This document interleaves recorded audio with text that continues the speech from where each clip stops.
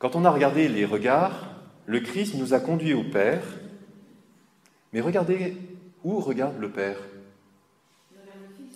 Ah non, non, non. Il regarde en face. Il regarde le Saint-Esprit. Ça se voit très bien sur son regard. Mais ça se voit encore mieux quand on regarde les mains maintenant. Vous voyez ? Là, il y a vraiment un mouvement très clair qui part du Père, qui passe par le Fils et qui aboutit au Saint-Esprit.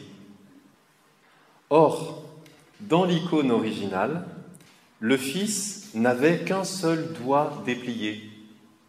Les restaurateurs de l'icône, au début du XXe siècle, se sont aperçus de ça. Mais ils n'ont pas compris, parce que chaque fois qu'il y a une icône avec le Christ, on voit les deux doigts, c'est le signe de la bénédiction.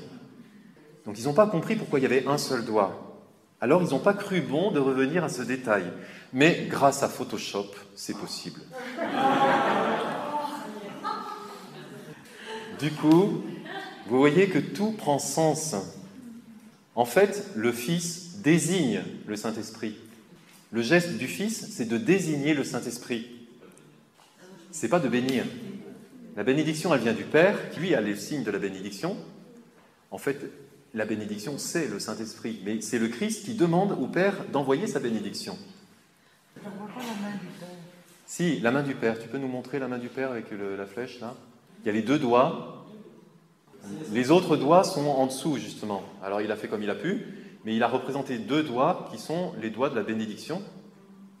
Le Fils, lui, a un seul doigt. Et le Saint-Esprit, lui, il n'a pas les mains de la même façon.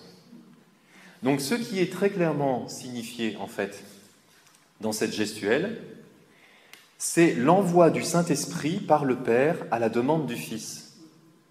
Et le centre de gravité, du coup, bascule à droite.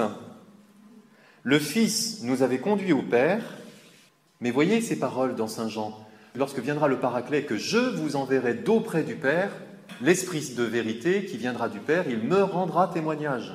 Si je ne pars pas, le Paraclet ne viendra pas vers vous. Si je pars, je vous l'enverrai.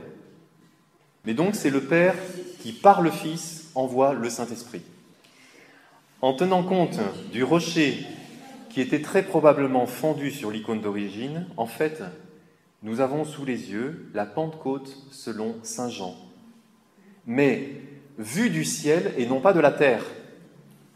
Alors, je sens bien que vous êtes encore un peu sceptique. Vous avez encore un petit peu de résistance. Alors, je vais achever votre résistance.